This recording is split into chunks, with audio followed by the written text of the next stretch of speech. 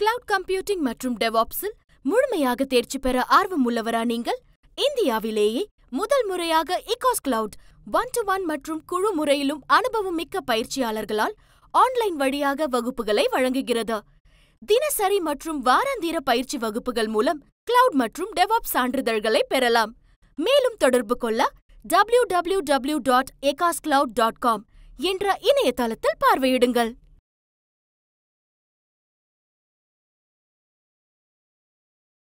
இப்போ நீங்கள் மாயாவதியே உரிமைக்கு போராடும், வர்ணாசிரமத்தை எதிர்ப்பாங்க, ஜாதியை எதிர்ப்பாங்க. ஆனால் இந்திய ஆட்சி மொழியை கைவிட மாட்டாங்க.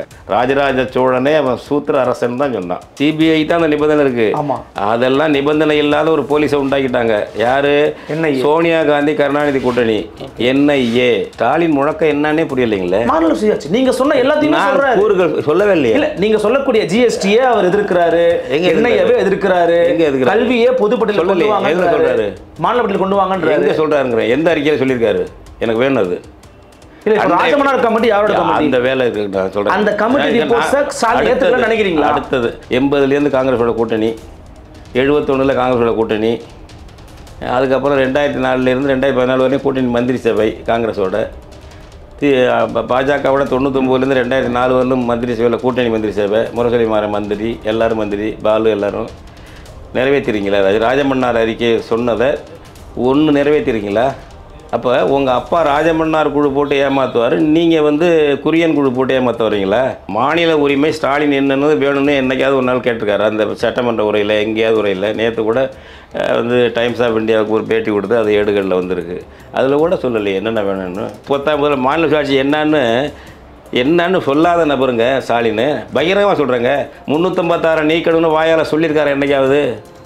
ஆளுநர் பதவி கான்ஸ்டியூஷனில் வேண்டான்னு சொல்லியிருக்காரு என்றைக்காவது ஸ்டாலின்? அடுத்தது IAS IPS அதிகாரிகள் வேண்டியதில்லை, மாநிலமே பார்த்துக்கலான்னு சொல்லி ராஜமன்னார் குழு சொல்லுது. அதை எதுவும் என்னைக்காவது சொல்லியிருக்காரு அவர்?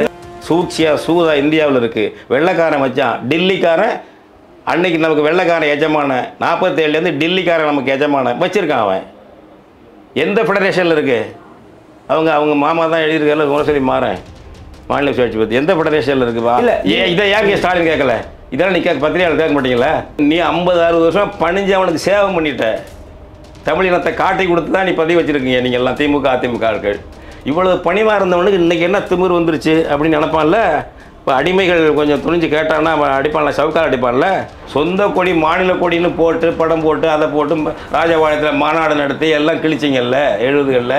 ஸ்டாலின் தமிழ் புத்தாண்டு வாழ்த்துன்னு சொல்லியிருக்காரா? பொங்கல் வாழ்த்து சொல்லியிருக்காரு, தமிழர் திருநாள் வாழ்த்தும்பாரு. தமிழ் புத்தாண்டு வாழ்த்து சொல்லியிருக்காரா ஸ்டாலின்? சொன்னாதான் ஏற்றுப்பீங்களா நீங்கள்? தமிழர் திருநாள் சொன்னால் உகாதிக்கு தெலுங்கு வருஷ பிறப்புக்கு நீ உற்சாகமாக சொல்லுவேன், தமிழ் வருட பிறப்புக்கு சொல்ல மாட்டேன்னா என்ன அர்த்தம்? நான் ஏன்னா பாகுபாட்டை புரிஞ்சுக்கிறேன். அப்போ முதலமைச்சருடைய வாதங்கள்லாம் நடிப்புன்றீங்க நீங்கள்? அவுட் ஆஃப் கண்ட்ரோல் தமிழ்நாடு அப்படின்ற எந்த காலத்தில் அவுட் ஆஃப் கண்ட்ரோலுங்க? எந்த காலத்தில்? ஒரு அமித்ஷா இல்லைங்க, 1000 ஷாக்கள் வந்தாலும் தமிழ்நாட்டுக்குள்ள நுழைய முடியாதுன்னு சொல்கிறாரா இல்லையா? ஒரு RN ரவி கிட்ட உன்னால் எதுவும் பண்ண முடிஞ்சதா? ஒரு RN ரவி கிட்ட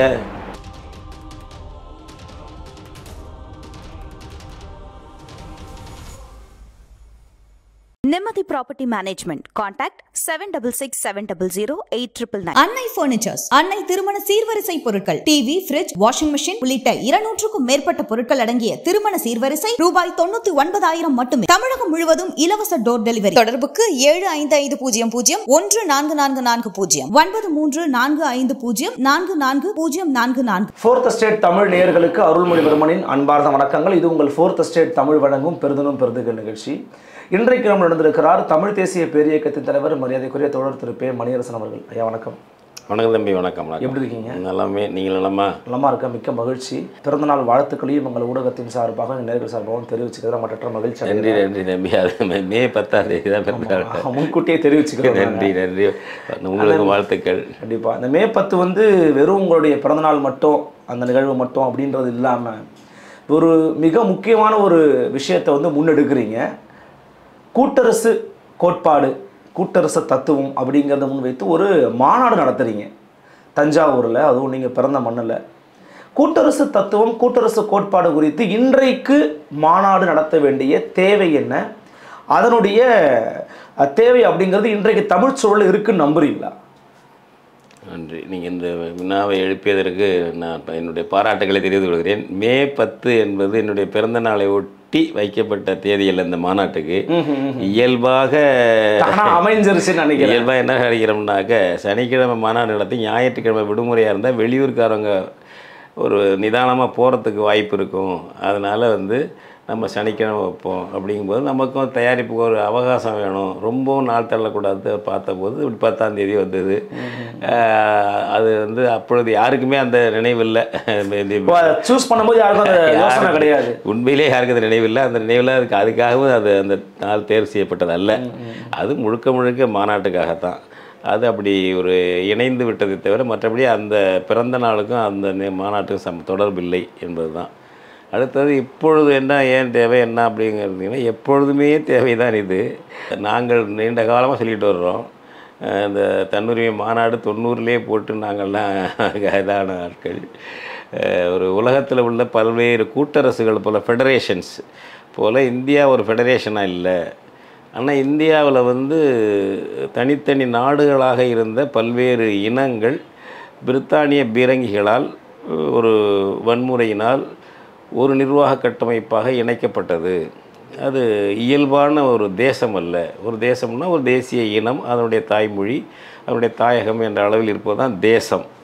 இது எனவே தான் இந்திய அரசமைப்பு சட்டத்தில் கூட இந்தியாவை ஒரு நேஷன் என்று வரையறுக்காமல் ஒன்றியம் என்று வரையறுத்தார்.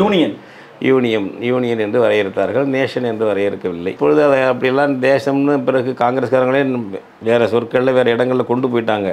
அரசமைப்பு சட்டத்தில் இன்னும் மாற்றலை. அதையும் மாற்றுகின்ற வேலையை செய்வார்கள் இப்பொழுது உள்ள பாஜகவினர். காங்கிரஸுக்கும் அது உடன்பாடாக தான் இருக்கும். இயற்கையான தேசம் அல்ல இது, பல தேசங்களை கொண்டது. அப்போ அதனால தான் ஒரு தெலுங்கு நாட்டில் ஆந்திராவில் ஒரு நடிகர் கட்சி வைக்கும்போது தெலுங்கு தேசம் கட்சின்னே வைக்கிறார். அவர் தவறு இல்லை, அது இயற்கையானது. அது அப்படித்தான்.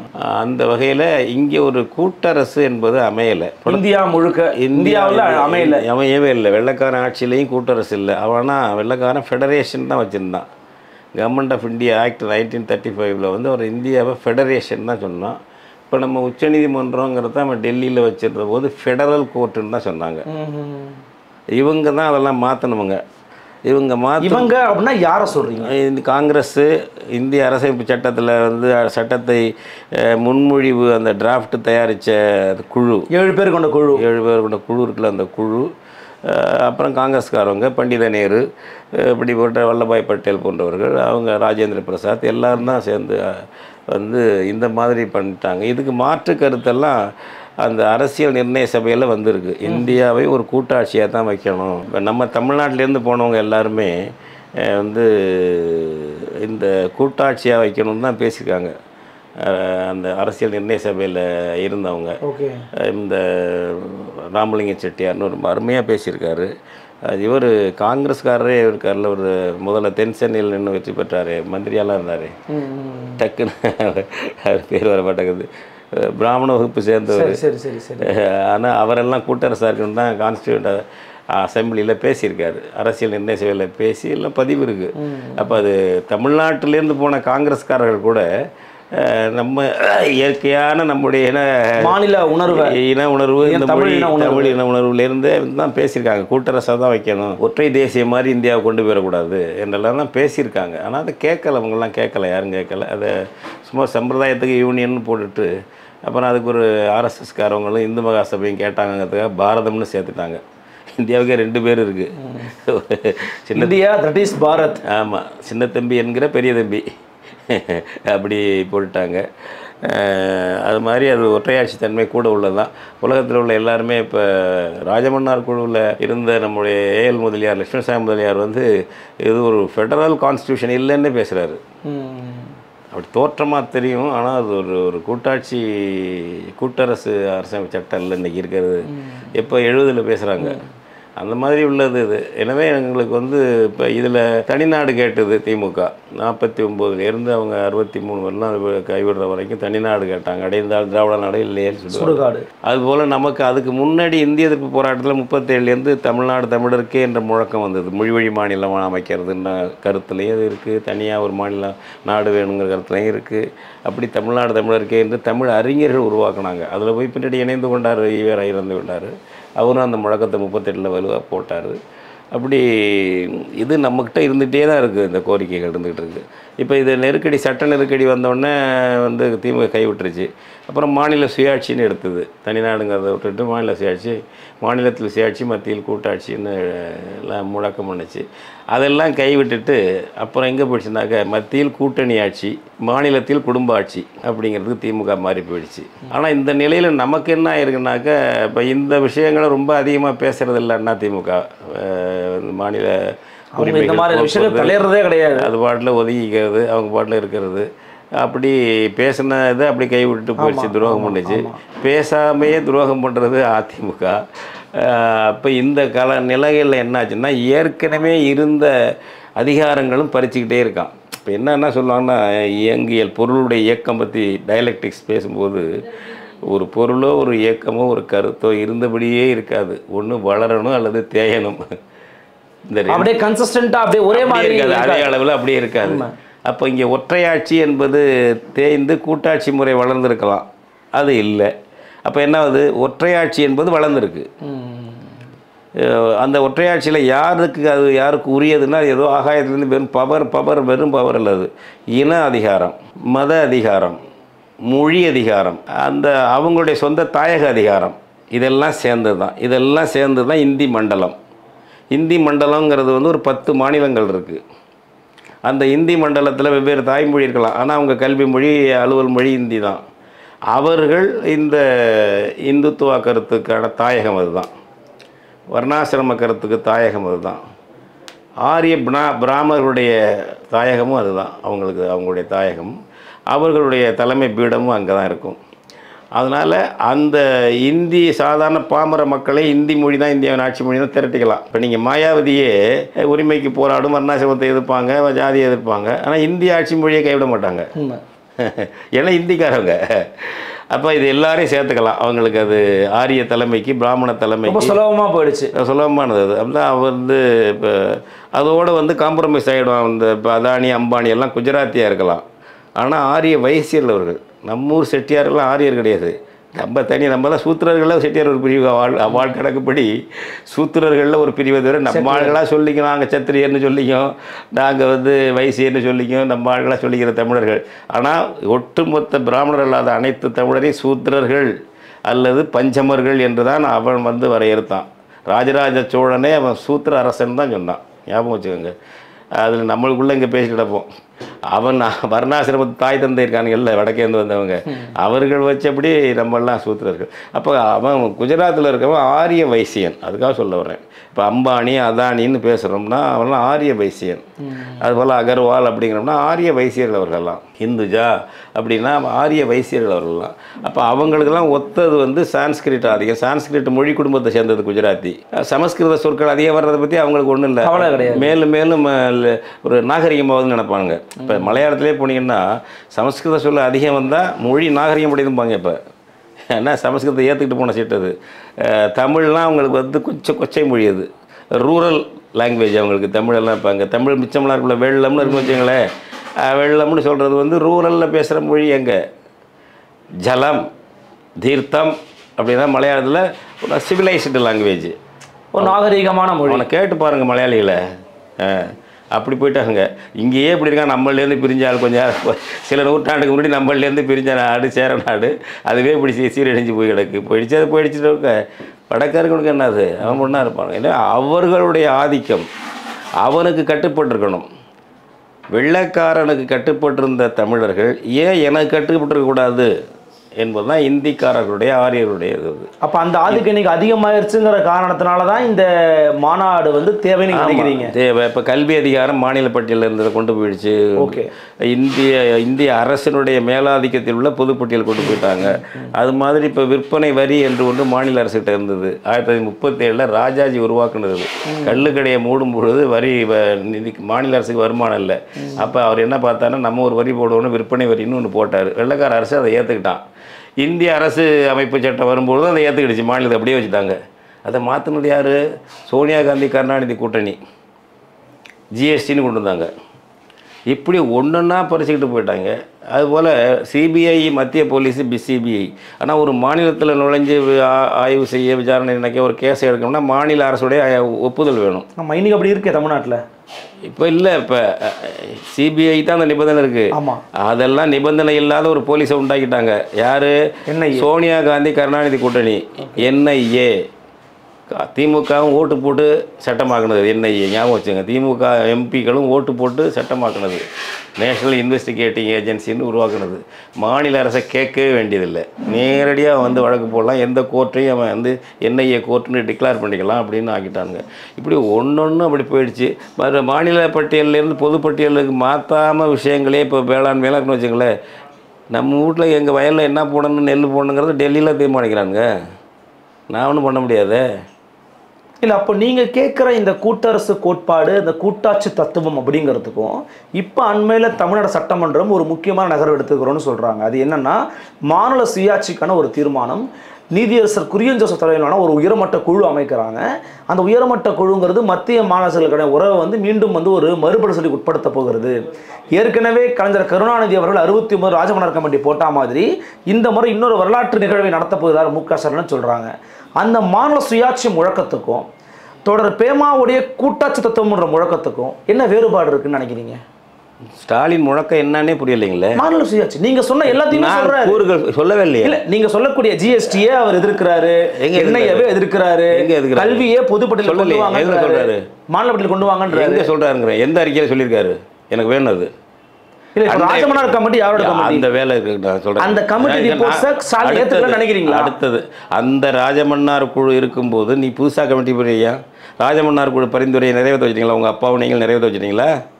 இத்தனை வருஷமாக கூட்டணியில் இருந்தீங்கல்ல காங்கிரஸோட.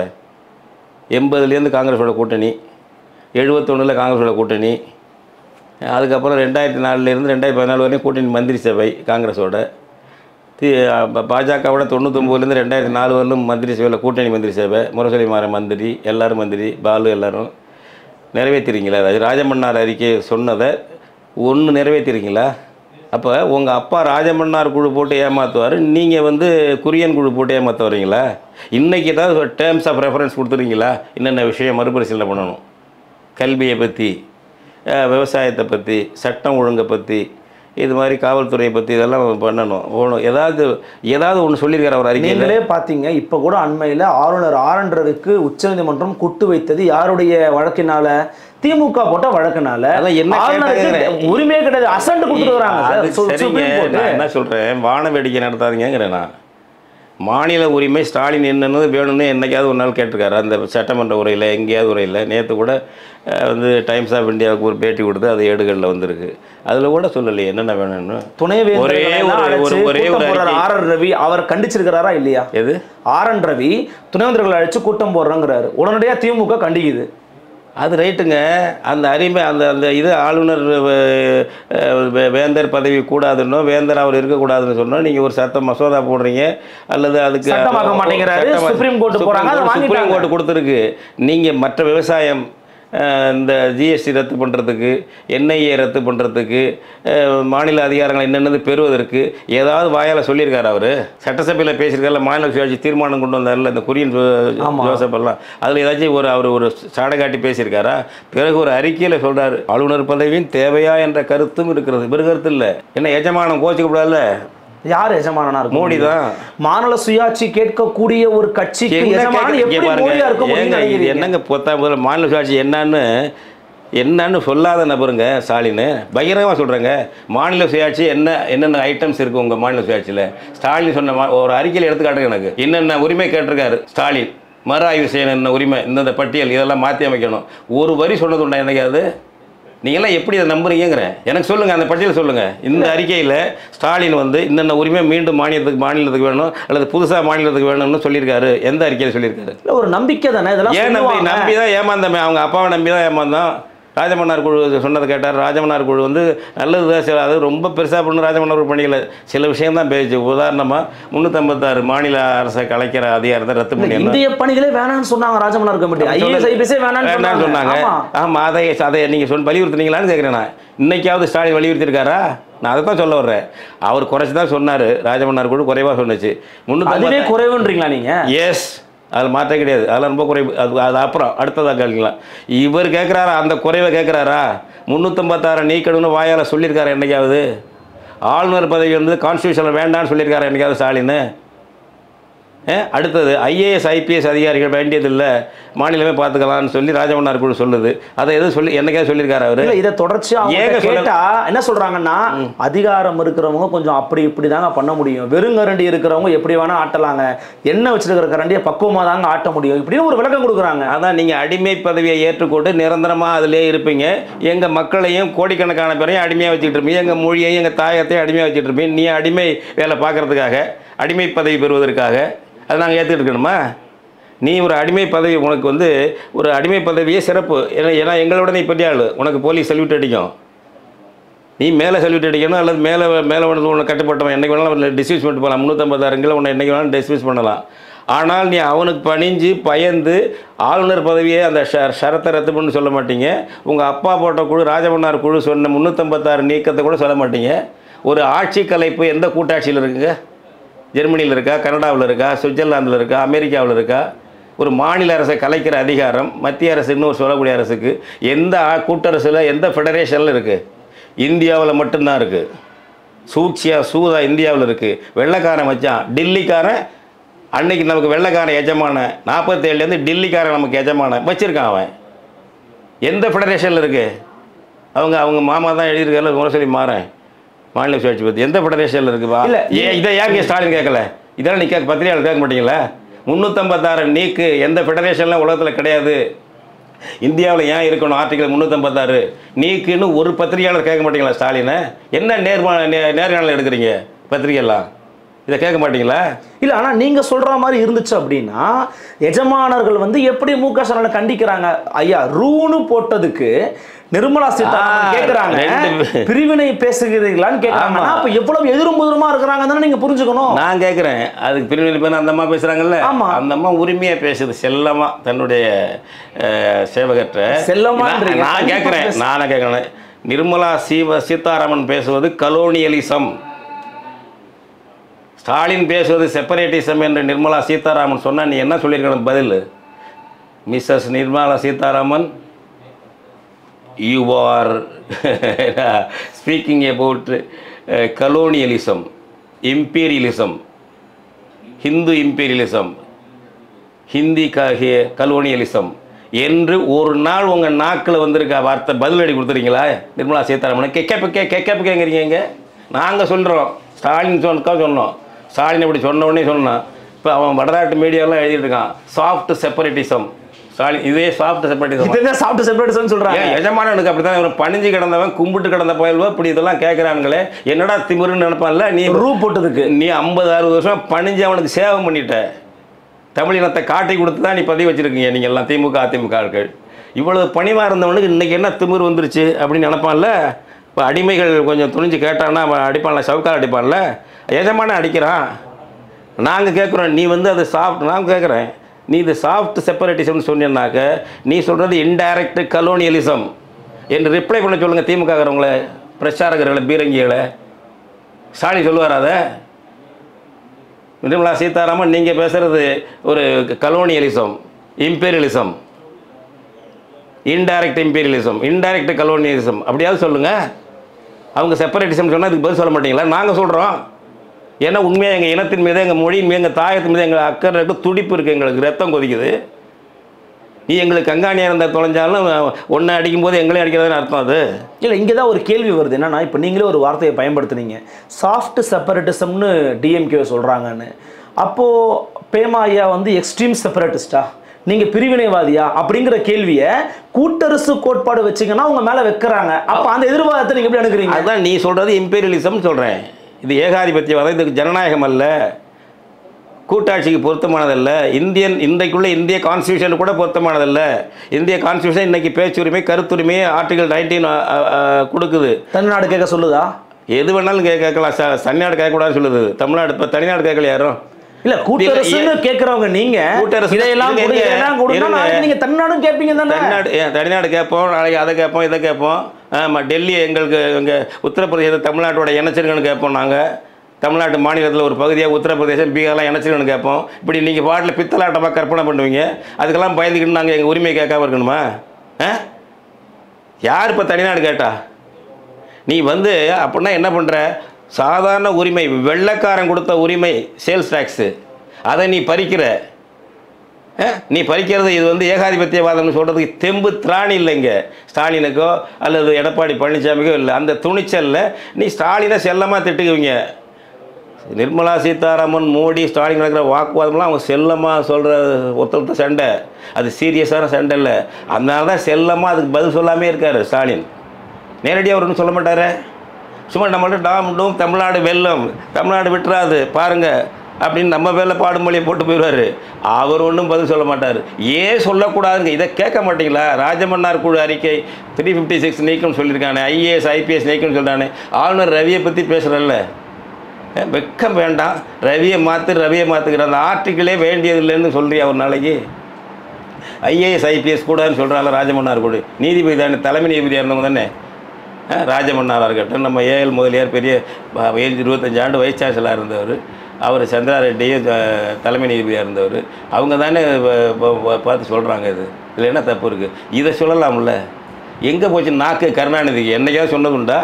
356 எஜமான் கோபித்துக் கொள்வார்கள், எஜமானி கோபித்துக் கொள்வார்கள் என்று எஜமான விசுவாசத்தோடு கருணாநிதி ஆட்சி நடத்தினீங்க. அந்த அவர் எம்ஜிஆர் என்ன பண்ணார்?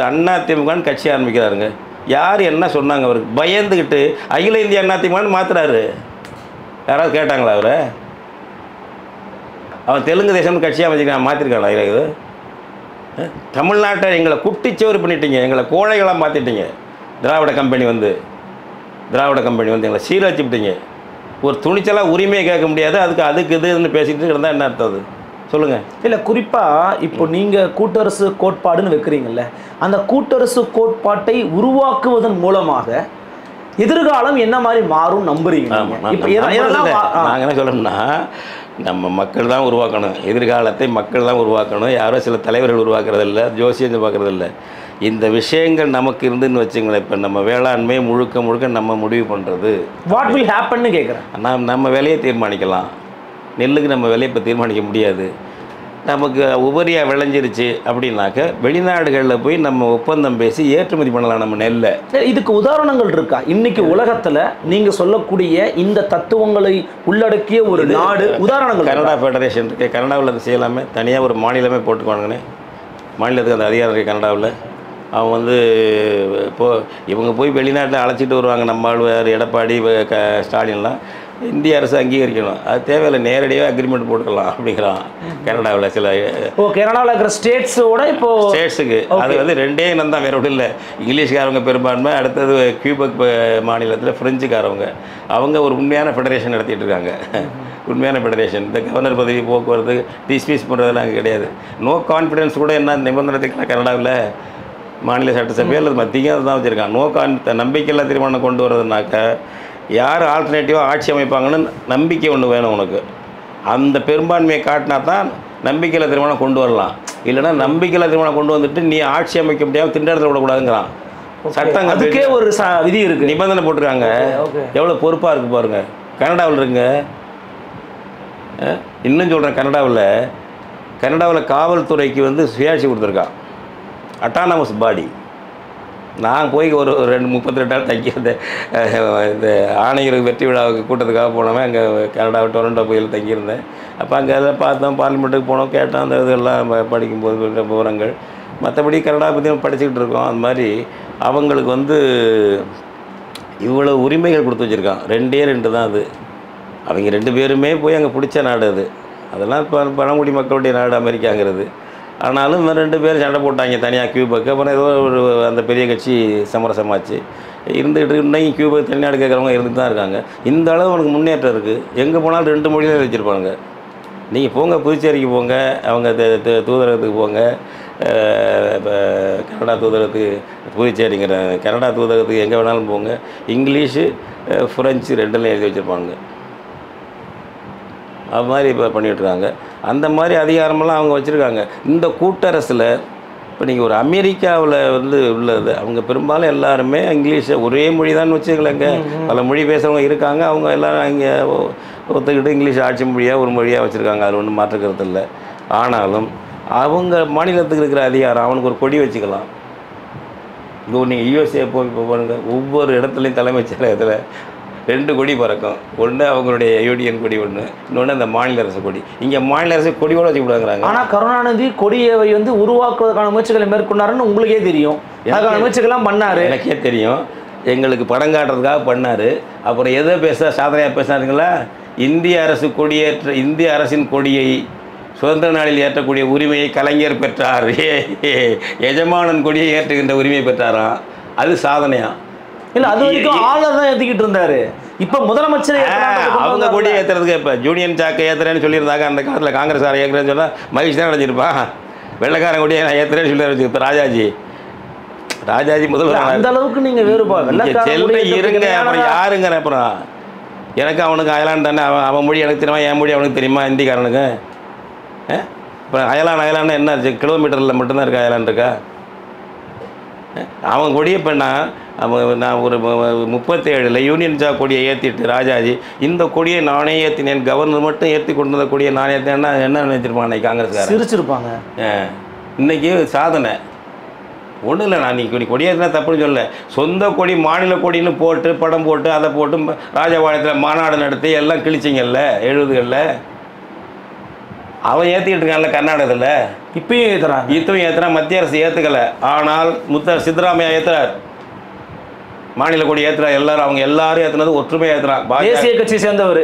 பாஜக காங்கிரஸ் எல்லாரும் ஏற்றுறாங்க கர்நாடகத்தில்.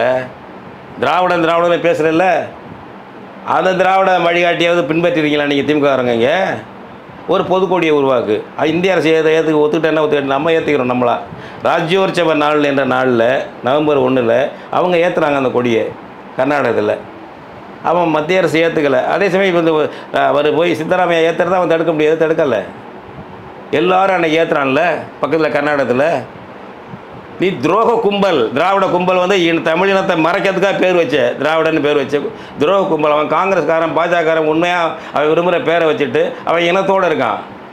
கன்னட இனத்தோடு இருக்கான். இந்திய தேசிய பேரை வச்சுட்டு நீ எங்களுக்கு துரோக கும்பல், இந்திய தேசத்தை எதுக்கிறதா எங்களுக்கு நாடகம் ஆடிட்டு இன்னொரு பேரை திணிச்சு திராவிடம் திணிச்சு எங்கள் மொழியை அழித்து செதைச்சு ஒரு உண்மையாக இல்லாமல் நடிச்சுக்கிட்டு கிடைக்கிற இன்னும் நடிக்கிற சித்தராமையா ஏற்றவன் நீ ஏற்ற ஸ்டாலினுங்க. அடுத்தது நான் ஒன்று சொல்கிறேன். வருடப்பிறப்பில் நீங்கள் உங்கள் அப்பா கொண்டு வந்தார், நல்லது. நாங்களாம் அதை ஏற்றுக்கிட்டு தான் முதலே மறைமலடிகள்லாம் நம்முடைய சமஸ்தாய முதலியார் மறைமலடிகள் பெரிய சான்றோர்கள்லாம் உருவாக்கி எல்லாரும் இலக்குணர்கள் கூட திருவள்ளுவர் ஆண்டை ஏற்றுக்கிட்டது நல்லது. அதை ஏற்றுக்கும் நாங்கள்லாம் தை 1லேருந்து தொடராண்டா வரட்டும்னு எல்லாம் போட்டுக்கிட்டு இருக்கோம், பயன்படுத்துகிறோம். அதே அரசாணையை கலைஞர் போட்டார், அதை செயல்படுத்தலாம், அதுதான் அரசாணைன்னு. அந்த மாதிரி ஜெயலலிதா ஆரியத்துவவாதி, அது கூடாதுன்னுச்சு. ஏன்னா அது இது சித்திரதான்னு சொல்லிச்சு. அது ஆட்சிக்கு வந்தோடனே அதை அப்படியே சட்டத்தை செல்லாதாக்கிடுச்சு. இன்றைக்கி என்னாச்சு? உகாதிக்கு வாழ்த்து சொல்லுவார் ஸ்டாலினுங்க. ஆமாம், இங்கே நிறைய மக்கள் வசிக்கிறாங்கல்ல, தெலுங்கு சகோதரர்கள் இங்கே இருக்கிறாங்கல்ல. தமிழ் சகோதரர்கள் இங்கே இந்த தமிழ்நாட்டில் வசிக்கலை இருக்கிறாங்களே. தமிழர்கள் தமிழ்நாட்டு முதலமைச்சர் இருக்கானா? தமிழர்லாம் இங்கே என்னைக்காவது தமிழ் புத்தாண்டு வாழ்த்து சொல்லியிருக்காரு வந்ததுலேருந்து மு.க. ஸ்டாலின்? இதெல்லாம் கேட்க மாட்டீங்களா? தை 1 தமிழ் புத்தாண்டு சொல்லலையா? அவர் சொல்லலையே. வாழ்த்து சொல்லியிருக்காரா தமிழ் புத்தாண்டுன்னு? ஸ்டாலின் தமிழ் புத்தாண்டு வாழ்த்துன்னு சொல்லியிருக்காரா? பொங்கல் வாழ்த்து சொல்லியிருக்காரு. தமிழர் திருநாள் வாழ்த்தும்பாரு. தை புத்தாண்டு தமிழ் புத்தாண்டு வாழ்த்து சொல்லியிருக்காரா ஸ்டாலின்? சொன்னாதான் ஏற்றுப்பீங்களா நீங்கள்? தமிழர் திருநாள் சொன்னால் உகாதிக்கு தெலுங்கு வருஷ பிறப்புக்கு நீ உற்சாகமாக சொல்லுவேன், தமிழ் வருட பிறப்புக்கு சொல்ல மாட்டேன்னா என்ன அர்த்தம்? நான் ஏன்னா பாகுபாட்டை புரிஞ்சுக்கிறேன். ஏமாளியா? அழியறதுக்கு இன்னும் அழியறதுக்கு நாங்கள் தமிழினம். உகாதிக்கு அவ்வளோ வர்ணனையோட வாழ்த்து கொஞ்ச நாள் தான் ஆகுது அவர் சொல்லி. தமிழ் புத்தாண்டுக்கு வாழ்த்து சொல்லியிருக்காரா? சைஸா அந்த ஆரியத்துவ இந்திரா வந்து என்ன ஜெயலலிதா போது மாற்றுச்சு இல்லை அப்படியே. நல்ல நமக்கு நல்லது. அந்த தமிழ் பயிர்களுக்கெல்லாம் புத்தாண்டுக்கு தாண்டி அதுக்கு நீ நினைக்கிற யார்? மு.க. ஸ்டாலின் நினைக்கிற. அப்புறம் என்ன இல்லை, அவருடைய அப்பா கொண்டு வந்தது கூட இவர் இந்த முறை வழிமொழி இல்லை. அவர் வந்து தை 1 தமிழ் புத்தாண்டு அறிவிக்க கூட இல்லை இந்த முறை. ஏன் அறிவிக்கலை? அதுதான் தமிழர் அடையாளம், தமிழர் மொழி, தமிழெல்லாம் என்னென்ன மறைக்கலாமோ அதுக்காக தான் திராவிடங்கிற பேரையே கொண்டு வந்தார் ஈவேரா. இல்லை, ஆனால் நீங்கள் சொல்கிறது ஒரு பக்கம் வந்து நீங்கள் கூட்டாட்சி, மாநில சுயாட்சிலாம் நாங்கள் சொல்கிறது தான் உண்மையான ஒரு பொருள் இருக்குன்றீங்க. ஆனால் உங்களை விமர்சிக்கக்கூடிய, உங்களை எதிர்க்கக்கூடிய திராவிட இயக்கத்தை சேர்ந்தவங்க என்ன சொல்கிறாங்கன்னா, திராவிடம் பேசுகிறவங்க தாங்க தமிழ்நாடு கேட்டிருக்கிறாங்க, பெரியார் ஈவேரா தாங்க தமிழ்நாடு கேட்டிருக்கிறாரு, நாங்களாக தான் தமிழ்நாடு கேட்டிருக்கோம். தமிழ் தேசியம்னு பேசுகிறவங்க யாராவது ஒருவர் மேடையில் தனி நாடு வேணும்னு கேட்டு நீங்கள் பார்த்துருக்கிறீங்களா? ஆனால் இறையாண்மை பெற்ற தமிழ் தேச குடியரசு அமைப்புன்னு தோழர் பேமா சொல்கிறாங்க அப்படின்ற ஒரு கேள்வி எழுப்புறாங்கல்ல, அதற்கு உங்களுடைய விடை என்ன? அதாவது நாங்கள் தனி நாடு கேட்கல, எங்கள் முன்னோர்கள் கேட்டிருக்காங்க. புலவர் கலிவெருமாள் கேட்டார், தமிழரசன் கேட்டார், அவரெல்லாம் தியாகி ஆகிட்டார், சுட்டு கொண்டாங்க அவரை. அது மாதிரி கேட்டுட்டு தான் இருக்காங்க.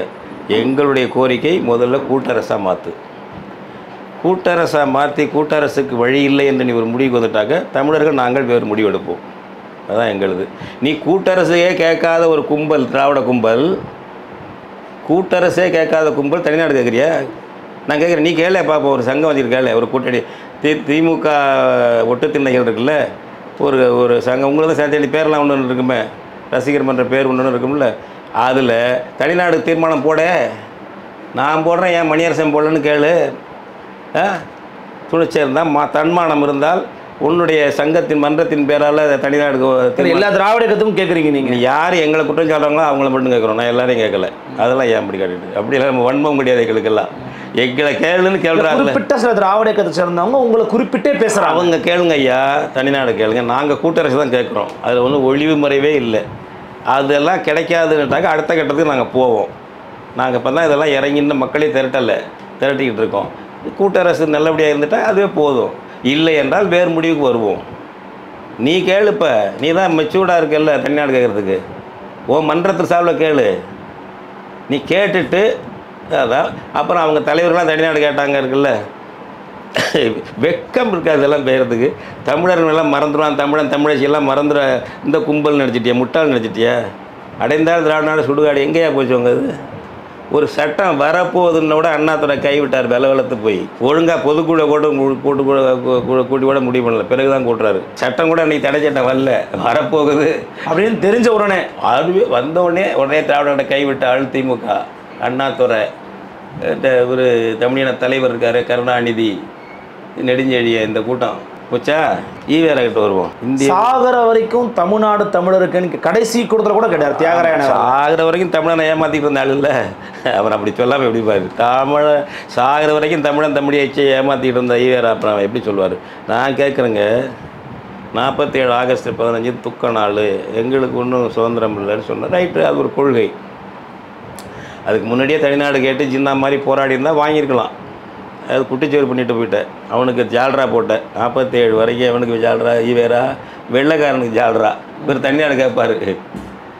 47 காங்கிரஸ் சுதந்திரம் வந்தோன்னா கொஞ்சம் எதிர்த்தார். அப்புறம் 54லேருந்து காங்கிரஸுக்கு ஜால்ரா. 54லேருந்து இடைத்தேர்தலில் காமராஜுக்கு ஓட்டு கேட்டதுலேருந்து காங்கிரஸுக்கு 67 வரைக்கும் காங்கிரஸுக்கு ஓட்டு கேட்ட ஆள் ஈவேரா. நீ தனிநாடு கேட்குற ஆள், இந்திய படத்தை எரிக்கிற ஆள், காங்கிரஸுக்கு ஓட்டு கேட்குறியா? என்ன நாடகம் இதுன்னு கேட்குறேன் நான். காங்கிரஸுக்கு ஓட்டு கேட்ட அதே ஐயா ஈவேரா பெரியார் தானே வந்து இந்திய தேசிய அந்த சட்டத்தை வந்து எரிக்கிறாரு. அதான் நடிப்புங்கிறேன்னா. காங்கிரஸுக்கு ஓட்டு கேட்டுக்கிட்டு காங்கிரஸ் அந்த இந்திய தேசிய சட்டத்தை பாதுகாக்கிற கருவி யார், பாதுகாக்கிற வீரர்கள் யார், அரசியல் எது காங்கிரஸ் அரசியல் தானே. அவனை நீ எப்படி ஆதரிப்ப? தன்முரண்பாடுகளோடு இருந்தாருன்றீங்க. தன்முரண்பாடு இல்லை, இனத்துரோகம், எங்களுக்கு துரோகம் பண்ணுறது தன்முரண்பாடு. அவருடைய திட்டமே அதுவாக இருக்கலாம், அதுக்கு அவருக்கு முரண்பாடு இருக்காது. அவர் திட்டம் தமிழ் பயிர்களை ஏமாற்றணும், அவனுக்கு தமிழங்கிற அடையாளத்தை அழிக்கணும், திராவிடன் திணிச்சிட்ட நாங்கள் ஏமாந்துட்டோம், முடிஞ்சு போச்சு. அடுத்தது இது காங்கிரஸை எதுக்கு நீ ஆதரிக்கிற? அது வந்து அவருக்கு என்னங்க பேர், ஒரு காமராஜருக்குன்னா பச்சை தமிழர். இல்லை, அந்த காலத்தில் திமுக எதிர்க்கணுங்கிறதுக்காக தான் அவர் காங்கிரஸ் ஆதரித்தார். ஏன் திமுக எதுக்குற நான் கேட்குறேன். நீ எதுக்காக திமுக? நீ தான் தலைவருங்கிறார் அண்ணா. நாற்காலி காலி எப்பவும் பாருங்க. ஈவேரா வந்தால் என்றைக்கு இருக்கும். ஒரு வரி ஈவேராவை வந்து விமர்சனம் பண்ணி பேசலை அண்ணாதுரை கடைசி வரைக்கும். எதிராக இருக்கும்போதும் பேசலை, யாரும் பேசலை. நீ எதுக்கு திமுக எதுக்குற? ஈவேரா ஏன் எதுக்குற? காங்கிரஸ் எதுக்கு ஆதரிக்கிற? சட்டசபையில் அம்பலப்படுத்தினார் சி சுப்பிரமணியம், ஞாபகம் வச்சுக்கோங்க. ஆமாம், ஒரு நம்பிக்கையாளர் தீர்மானம் கொண்டு வந்தாங்க. முத்துராமலிங்க அவர் கைது செய்யப்பட்டதை ஒட்டி அந்த நம்பிக்கையாளர் தீர்மானம் வருது. அதை கைது செய்யக்கூடாதுங்கிறது தான் சோசியலிஸ்ட் கட்சி, மற்ற கம்யூனிஸ்டும் தான். அவருக்கு நேரடி சம்மந்தம் இல்லை, அதில் அவரை சிறையில் அடைச்சிடக்கூடாதுன்னு எல்லாருடைய கருத்து இந்த கட்சி. காங்கிரஸில் கைது பண்ணிட்டாங்க. ஈவேரா அதை அவர் கைது ஆதரிச்ச நபர். அது அந்த விவாதங்கள் வரும் பொழுது வந்து வகுப்புவாதத்தை தூண்டிட்டார், போக்குவரத்து ஜாதியை பேசினார் முத்துராமலிங்க தேவர் அப்படின்னு அவங்க வாதம் பண்ணுறாங்க. அதுக்கு ஒரு மெம்பர், சோஷலிஸ்ட் மெம்பர் நினைக்கிறேன், அவர் பேசுகிறாரு, வகுப்புவாதம்னு தேவரை பேசுகிறீங்க, அவர் இந்திய சுதந்திரத்துக்கு பாடுபட்டு அதெல்லாம் சொல்லிவிட்டு தினந்தோறும் வகுப்புவாதத்தை பிராமணர்களை சாடி ஜாதியை சொல்லி பேசிகிட்டு இருக்காரு ஈவேரா. அவர் மேலே நடவடிக்கை எடுக்க மாட்டீங்க, ஏன்னா அவர் உங்களை ஆதரிக்கிறாரு, அதனால் அவர் பேசலாம் வகுப்புவாதம் இல்லைன்னு பேசி விடுறாரு. 3 நாள் நடக்குது வாதம். காமராஜ் ஆட்சி மேல் நம்பிக்கையில் தீர்மானம். அதனுடைய கடைசி நாள் எல்லாத்துக்கும் பதில் சொல்கிறது வந்து காமராஜ் பேசல, சி சுப்ரமணியம் பேசுகிறார், அமைச்சர் சிஎஸ் பேசும்போது சொல்கிறாரு, கணம் மெம்பர் அப்போல்லாம் கணம் இல்லை, மாண்பு கிடையாது, இது மாதிரி சொல்கிறாரு, எங்களை வந்து இப்போ ஈவேரா ஆதரிக்கிறாரு, அதனால நடவடிக்கை இல்லை. அப்படியெல்லாம் எங்களை ஆதரிக்கணுங்கிற நோக்கம்லாம் அவருக்கு ஒன்றும் கிடையாது. இந்த உட்காந்துருக்காரு பாருங்க அண்ணாதுரையை காட்டி, அவரை எதுக்கணும், நம்ம வளர்த்த பையன் ஆளாகி நம்மளுக்கு எதிராக வந்துட்டானேன்னு அவருக்கு கோபம், அவரை எதுக்கிறதுக்காக எங்களை ஆதரிக்கிறார் ஈவேரா. பதிவாயிருக்குங்க, சட்டமன்ற பதிவில் இருக்குங்க. நான் படித்தேங்க சட்டமன்ற பதிவு இருக்குல்லன்னா சட்டமன்ற நூலகத்தில் போய் எடுத்து புத்தகத்தை பாருங்கள். அப்படியே சிஎஸ் பதில் சொல்கிறாரு சி சுப்ரமணியம். எங்களுக்கெல்லாம் பெரிய அளவில் இல்லை, திமுக ஒழிக்கணுங்கிறது தான் அவருக்கு அண்ணாதுரை மேலே கோபம். அண்ணாதுரை மேலே கோபம்னா சாதாரண கோபம் இல்லை ஈவேராவுக்கு. நான் பல தடவை சொல்லிட்டேன், ரொம்ப எனக்கே வெக்கமாக இருக்குது. 57 தேர்தலில் போய் அவர் சீனிவாஸ் ஐயர் நிற்கிறார் காங்கிரஸில், அவருக்கு ஓட்டு கேட்க போகிறார் ஈவேரா அண்ணாதுரையை தோக்கடிக்கிறதுக்கு. அப்போ என்ன பேசுகிறாரு, என்னால் தான் தாசிமவன் அண்ணாதுரையெல்லாம் தலைவன் ஆகிட்டான் அப்படின்னு பேசுகிறாரு. ஒரு வார்த்தை மேலே எதுக்காக நம்ம சொல்ல வர்றதெல்லாம், காங்கிரஸை இப்படி ஆதரிச்சுக்கிட்டு அவர் தமிழ்நாடு விடுதலை கேட்டார்னா எவனை இழுச்சா போய் தமிழச்சி இந்த கும்பல் என்ன சொன்னாலும் கேட்கும். கேழ்வரகளை நெய் ஒழுகுதுன்னா ஆமாம் பெரியாரே சொல்லிட்டார், கேழ்வரகளை நெய் தான் ஒழுகுங்கிற கும்பல்னு இந்த ஆள் எளிதாக நினச்சிட்டாருங்க எங்களை தமிழர்களை. அதனால் அரசு சட்டம் இருக்கிறது மாதிரி இருக்குது, அவங்களாம் பிடிச்சி போட்டாங்க ஜெயிலில். 1 வருஷம் இருந்துட்டாங்க. இவர் அதெல்லாம் எதிர்பார்க்கலை. அடுத்த தடவை அப்படியே மறு தடவை தடுப்பு வரும்போது சும்மா சம்பிரதாயத்தை பண்ணிவிட்டு ஒதுங்கிட்டு பண்ணலை அவர். ஏதோ இன்னொரு அடுத்த சட்டம் ஒன்று இப்போ ஏதோ ஒரு பால் வரட்ட வந்துச்சு. நடிப்பு இதெல்லாம் கட்சி வச்சுக்கிறதுக்காக.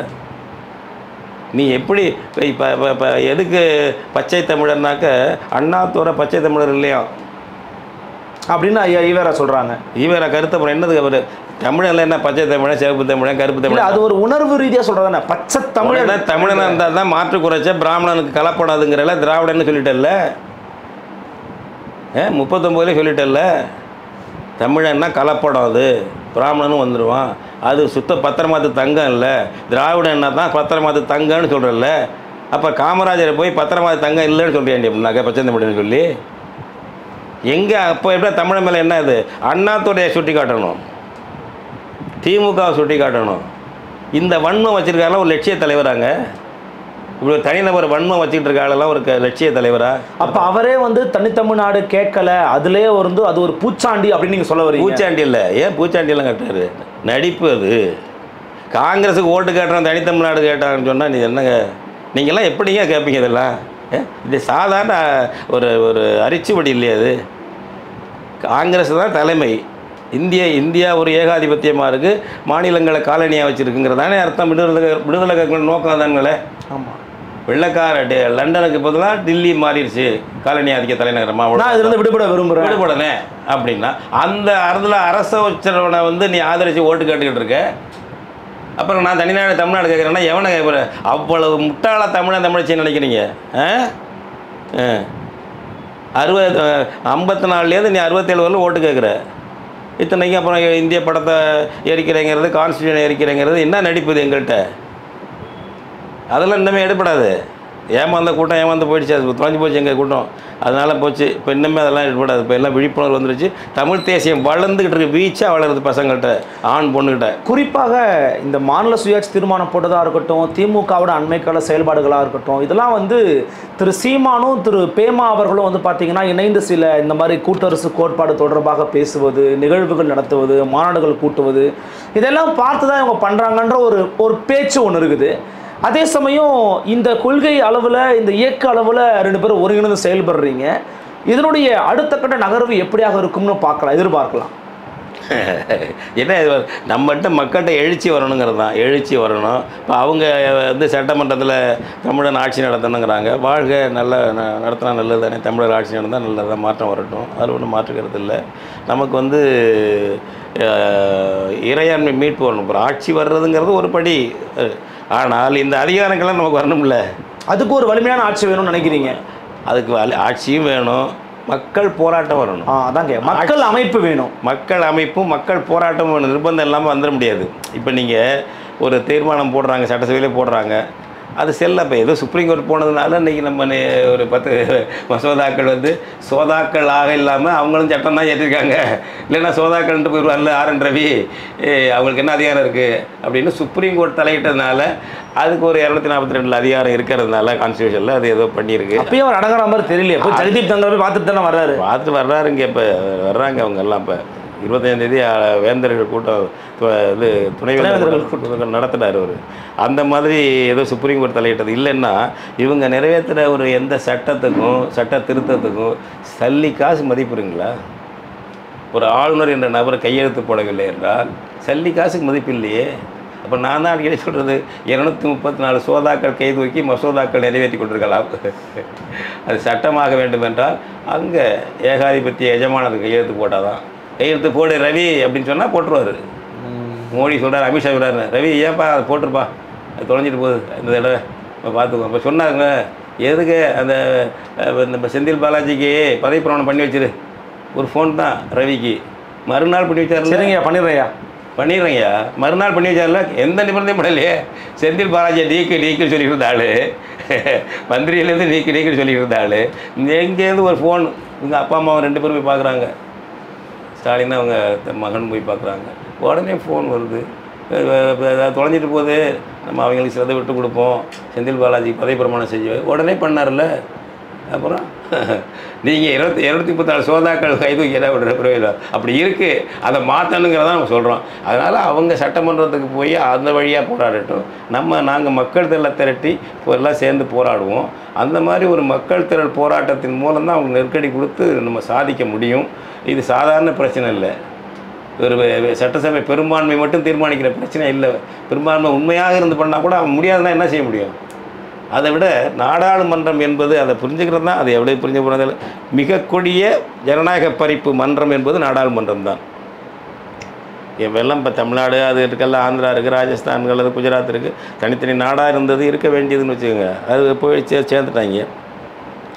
இதில் நம்ம பார்லிமெண்ட்டில் நம்ம 8 கோடி பேர் இருக்காங்க, 39 பேர் தான் உறுப்பினர்கள். இதை பாதுகாக்கிறதுக்கே இப்போ ஒரு அறிக்கை விட்டுக்கிட்டு இருக்காரு. இந்த 543 உறுப்பினர்களில் 39 பேர் என்ன இருக்குது? கண்ணுக்கு தெரியாத சிறுபான்மை. இது என்ன ஜனநாயகம்? பேசலாம், பேசுங்க கனிமொழி, அரை மணி நேரம் பேசுங்க.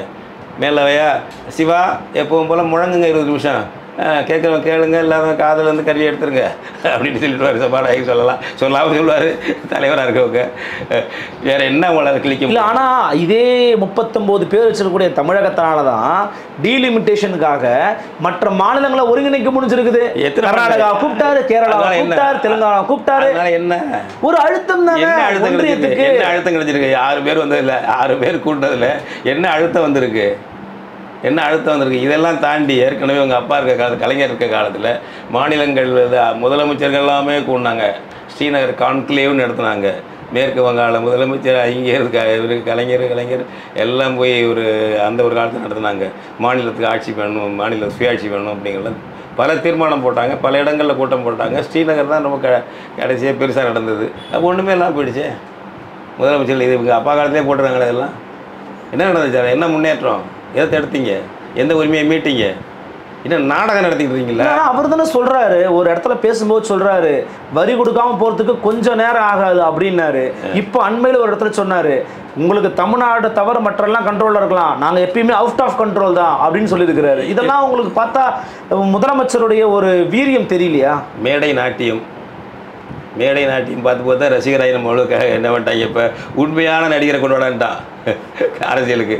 மேடை நடிகர்கள், திராவிட நடிகர்கள் இருக்காங்கல்ல, மைக்கு மதன காமராஜர்கள், அவர்களுடைய பேச்சு, அந்த சட்டப்பட்டா பேச்சு, அந்த சவலார்கள், அதை இதை பேச்சு ரசன கூட்டங்க, நம்ம கூட்டம் ரசித்தே ஏமாந்த கூட்டம், தமிழ் கூட்டம்.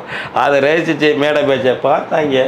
நம்ம பயிரில் தமிழ் புரிஞ்ச ஆளுகள், அந்த ஆளுகள்லாம் ஒரு நிர்பந்தத்தில் எம்ஜிஆர் கட்சி ஆரம்பித்தார், அது வேறு விஷயம். நம்ம அவர் அந்த லெவலுக்கு குறைச்சி நான் சொல்லவில்லை. அவர் அதிலே ஒரு திமுக பிரச்சாரத்தை செஞ்சவர். ஆமாம், அந்த கொள்கையில் இருந்து செஞ்சவர். அதனால் இந்த செட்டு கூட நான் சேர்க்கலை. இப்போ அவர் எம்ஜிஆருக்கு அப்படி வந்த உடனே என்ன பண்ணிட்டாங்க, கட்சி ஆட்சியெல்லாம் அமைக்காமல் வந்த உடனே தமிழ் பயில்வ தமிழச்சியெல்லாம் ரசிக கும்பல், இது மேடை மைக்க ரசிக்கிறதில்ல, நம்ம சினிமாவை ரசிக்கிறதில்ல, ரசிகர் மன்றம் வச்சுருக்காங்க, பாலாபிஷேகம் பண்ணுறான். இதுக்கு படத்துக்கு கட் அவுட்டுக்கு இந்த கொடுமை உலகத்தில் எங்கேயும் இருக்காது, இந்தியாவிலையும் இருக்காது, இங்கே பண்ணுறானுங்க அப்படின்னா அவங்க கட்சியை ஆரம்பித்தாங்கல்ல. இப்போ கமலஹாசன், சரத்குமார், யார் இப்போ விஜய் ஆரம்பிச்சிருக்கார் கட்சி. இப்போ என்ன காரணம் அவங்களுக்கு, மேடை நடிகர்கள் அரசியல்வாதிகள்லாம், நம்ம திரை நடிகர்கள் மேடை நடிகரை விட நம்ம கவர்ச்சி அதிகம், சிறப்பாக நடிப்போம், கவர்ச்சியும் அதிகம் நமக்கு. ஏன் நம்ம அந்த மேடை நடிகர்களுக்கு போல மக்கள் இருக்கும்போது, திமுகவுக்கு அதிமுகவுக்கு போல ஆள் இருக்கும்போது நமக்கு ஏன் சேராதுன்னு நம்பிக்கையோடு இறங்குறாங்க. அவங்க நம்பிக்கை கொடுக்குறத இவங்க தான்றீங்க. நம்ம எங்கள் மக்கள் தான், நம்ம தமிழச்சி தான், அதுதான் என்ன செய்யறது. அப்போ முதலமைச்சருடைய வாதங்கள்லாம் நடிப்புன்றீங்க நீங்கள். அவுட் ஆஃப் கண்ட்ரோல் தமிழ்நாடு அப்படின்ற எந்த காலத்தில் அவுட் ஆஃப் கண்ட்ரோலுங்க? எந்த காலத்தில் ஒரு அமித்ஷா இல்லைங்க, 1000 ஷாக்கள் வந்தாலும் தமிழ்நாட்டுக்குள்ள நுழைய முடியாதுன்னு சொல்கிறாரா இல்லையா? ஒரு RN ரவிக்கிட்ட உன்னால் எதுவும் பண்ண முடிஞ்சதா? ஒரு RN ரவிக்கிட்ட சுப்ரீம் கோர்ட்டில் போய் அங்கே கையெழுத்து வாங்குற ஒரு RN ரவி கைது ஒன்று ஆட்டி வச்சுட்டா. ஒரு நீங்கள் கழுத்து பிடிச்சி வெளியே போடான்னு தலை சொல்கிறீங்களா? இல்லை இங்கே இருக்கிற என்ன நினைக்கிறீங்க நீங்கள்? கழுத்தை பிடிச்சி எல்லாம் இல்லைங்க, ஏன் கற்பனை பண்ணி புருடா விடுறாங்கிற அவுட் ஆஃப் கண்ட்ரோல்னு. நாங்கள் தமிழ்நாடு அவன் கண்ட்ரோலு, அவன் கீழ்ப்படுத்தல் உள்ளதாக இருக்குது, அவன்கிட்ட தான் கோரிக்கை வச்சுக்கிட்டு இருக்கு. அண்டர் கண்ட்ரோலா தமிழ்நாடு? ஆமாம், இந்தியாவுடைய டெல்லிக்காரனுடைய அண்டர் கண்ட்ரோல் தான். இதில் என்ன இருக்குது? நான் கேட்குறேன், இந்த கலைஞர் 100 ரூபா நாணயம் வெளியிடுறீங்கல்ல? ஆமாம். ராஜ்நாத் சிங் அவராட்சியாக வெளியிடுறீங்க, நீங்கள் தான் அவுட் ஆஃப் கண்ட்ரோல். இந்தியா முழுக்க தெரியணும், இந்தியா முழுக்க கலைஞர் கருணாநிதி யாருன்னு தெரியணும், எங்கள் அப்பா யாருன்னு தெரியணும், அப்படிங்கிறதுக்காக ஒரு அமைச்சர் கொடுக்க முடியாது. இப்போ இந்திய மாநிலங்களெல்லாம் கூப்பிடணும், இந்திய முதலமைச்சர் எல்லாம் கூப்பிடணும், இந்தியாவின் முதலமைச்சர் எல்லாங்கிறீங்க, மேலே கொண்டு போக முடியாத. அன்றைக்கு மட்டும் என்ன விசுவாசத்தை இப்பப்போ மெய்ப்பிக்க, நான் உங்கள் பக்கம்தான் சாமி, பாஜகவை எதிர்த்து நாங்கள் ஓட்டு வாங்கணும், எங்களை எதிர்த்து நீங்கள் ஓட்டு வாங்கிங்க. தமிழ்நாட்டில் ஸ்டாலினுக்கு மோடிக்கு அண்டர்ஸ்டாண்டிங் தாங்க, உன்னை எதிர்த்து பேசி நான் ஓட்டு வாங்குறேன்னு ஸ்டாலின், என்னை எதிர்த்து பேசி நீங்கள் ஓட்டு வாங்கிங்க மோடி, இதுதான் மோடிக்கு ஸ்டாலினுக்கும். இப்போ நம்ம 2 பேரும் தான், ஒன்று ஆளுங்கட்சி, ஒன்று எதிர்கட்சியாக இருக்கணும். ஒன்று திமுக ஆளுங்கட்சி, பாஜக எதிர்கட்சியாக இருக்கணும், அல்லது பாஜக ஆளுங்கட்சி, திமுக எதிர்கட்சி இருக்கணும். இந்த இருக்க வரலாம் அதிமுக ஈர்த்தவங்கலாம் இருக்கக்கூடாது என்பது தான் ஸ்டாலினுக்கும் மோடிக்கும் உள்ள திரைமறைவு உடன்படிக்கை. அதனால் ஒருத்தர் பேசிக்குவாங்க. இதெல்லாம் புரியாத இந்த முட்டாள் கூட்டமாக நாங்கள் பொறுத்திருந்து பார்க்கலாம். உங்களுடைய கூட்டரசு கோட்பாடு மாநாடு வெற்றி பெற எங்களுடைய மனமார்ந்த வாழ்த்துக்கள். மிக்க நன்றி. நன்றி, வணக்கம். நன்றி. மீண்டும் சந்தேகம் நண்பர்களே, வணக்கம்.